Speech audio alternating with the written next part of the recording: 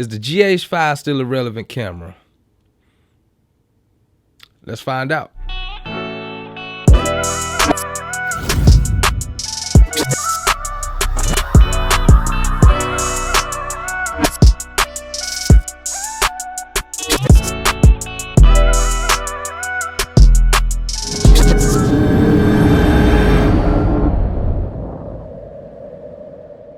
I've personally used this camera for about the last 2 to 2.5 years. There's a lot of pros, a lot of things that I love about the camera, and there's some things that I don't like about the camera. I'm gonna go over the things that I don't like about it first, because honestly, it's not that many, but there are a few things that I don't like about the camera. First thing is the low light. To be real with you, the low light sucks. If you get over 1250 to 1600, you're gonna introduce a lot of grain into your image.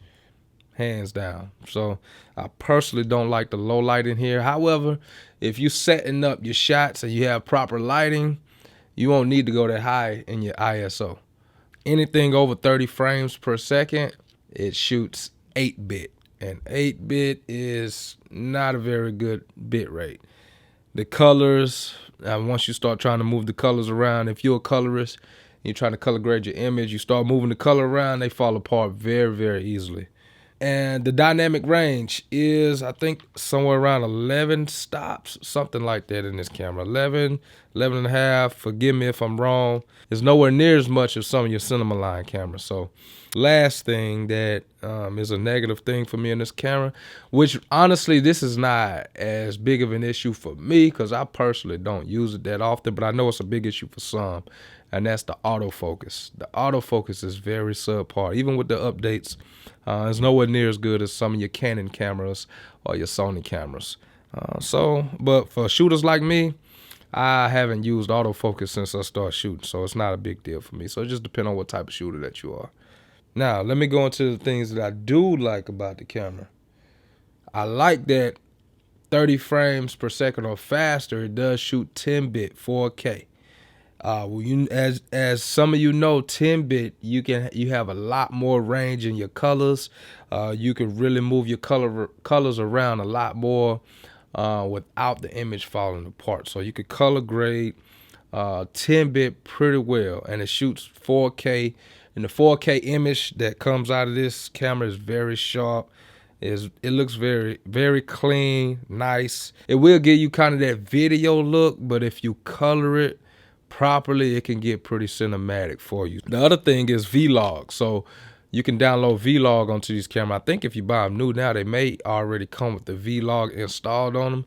But the Vlog is the flat profile for this camera. And when I have that Vlog, it gives me a little bit more dynamic range. I can really manipulate the colors and contrast a lot more. And the Vlog just give me more flexibility in post-production. The next thing I love about this camera, it has internal stabilization.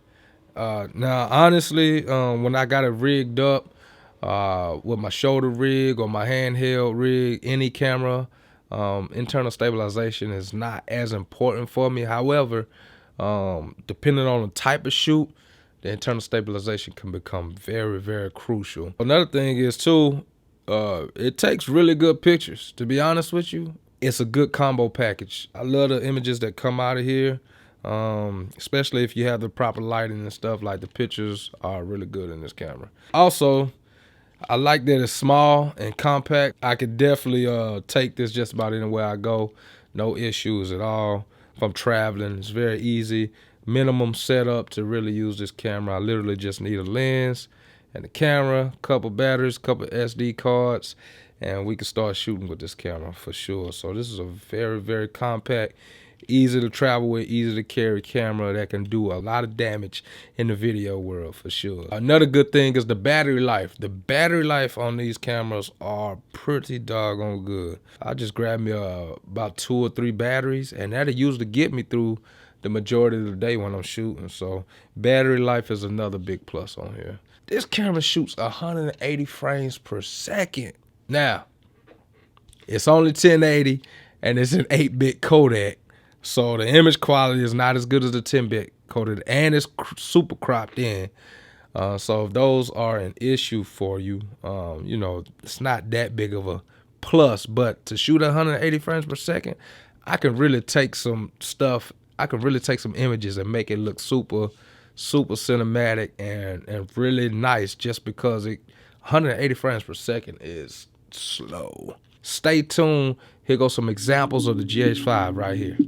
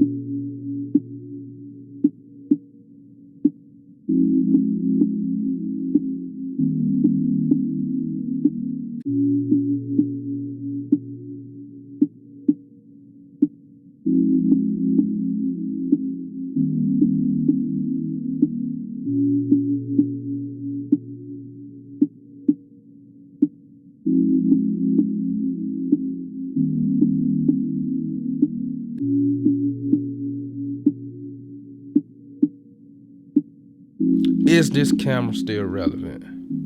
Absolutely, man. It's a very relevant camera. As a matter of fact, this camera still goes with me everywhere I go. I still shoot weddings on this camera. I shoot some events with this camera. I still take pictures with this camera. This is a very versatile camera.